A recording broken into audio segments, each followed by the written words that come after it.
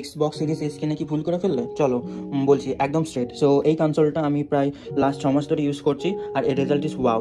So এটা basically খুবই speed, মানে খুবই খুবই তাড়াতাড়ি, এর মানে একদমই ল্যাগ হয় না, আর super fast games like Fortnite, তারপরে GTA 5, বেসিক্যালি অলমোস্ট সব গেমই 60 FPS-এ, একদম ল্যাগ হয় না, হিটও হয় না, আর কোনো আওয়াজও করে না, প্রায় সাইলেন্ট কনসোল এটা।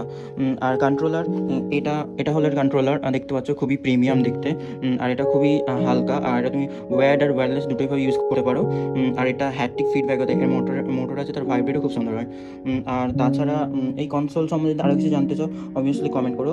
আর বলতে গেলে এর প্রবলেম ঠিক নয়, বাট এর স্টোরেজ হলো একটু কম, মানে 512 GB, ওটা একটু প্রবলেম হতে পারে, বাট এটা SSD আছে, তো এটা খুবই ফাস্ট। আর যদি আর আমি কনসোলটা বেসিক্যালি সেকেন্ড হ্যান্ড নিয়েছিলাম, অনলি মানে 20K-তে। যদি তোমাদের তার বিষয়ে কিছু জানার থাকে যে কোথা থেকে নিয়েছি সেই বিষয়ে, তাহলে কমেন্ট করো। আর যারা বাজেট ফ্রেন্ডলি কোনো লাইক কনসোল খুঁজছো আর পিসিও বানাতে চাও, এই 20K-তে তোমরা এর থেকে ভালো কিছু পাবে না, এটা অনেক ভালো। সো এরকম অনেস্ট রিভিউ জানার হলে প্লিজ কমেন্ট করো আর সাবস্ক্রাইব করো। See you in the next video, by.